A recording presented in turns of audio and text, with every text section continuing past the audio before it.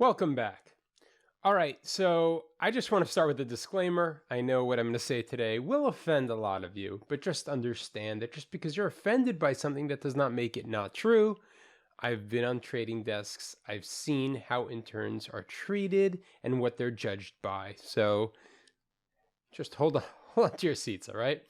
First of all, visibility matters when it comes to attendance. Showing up on time, and not missing days are extremely important. Now, I know this might sound obvious to you, but let me give you a scenario. So you're an intern, 2 weeks into your internship, you're not feeling very well. You ate something last night, you have stomach pain, maybe it was food poisoning, whatever. It is perfectly justifiable to take a sick day, but don't do it. Okay, if you were an analyst or an associate, of course you take a sick day, your stomach's hurting. But if you're not contagious and you're just not feeling well, you go to work. This is an interview. I will say it a lot during this video and a lot during other ones. This is a long interview. Unless you have a really good excuse, you don't miss. Not showing up gives the other interns a chance to do better than you, show they're more consistent. So I get it, you're not feeling well, push yourself. If you're at work and you look visibly in pain and the manager says, please go home, then you go home and then you got a check mark in their book. All right. And with regards to timing, like every single day, be the first one in the office. I don't care if there's some nerd VP who shows up at 6 in the morning, be there at 5:50, or be there at 6 when the VP shows up. Just being on time demonstrates that you care. People who don't care about things show up late. People who care are always early. Same thing at the end of the day. Stay late.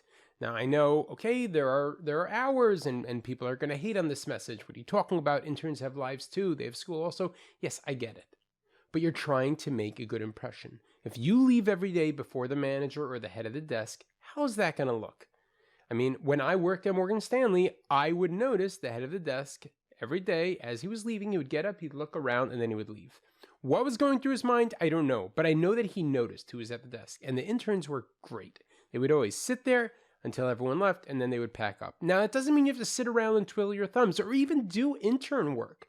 What I suggest is when the day's over and most of the people stopped working, pull out your school books and start studying for an exam or something. But just do desk time.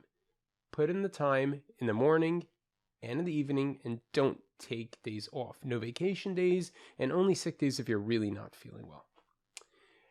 Next, similar to above, befriend the interns first, and then befriend your analysts second. Now, why this is similar is because it's a whole visibility thing. So the interns you have to be friends with because of, well, you need allies, and because of gossip. The more people you're friends with, the less chance people will gossip behind your back. And having everybody talk about one person in a negative way inevitably happens, and you don't want it to be about you.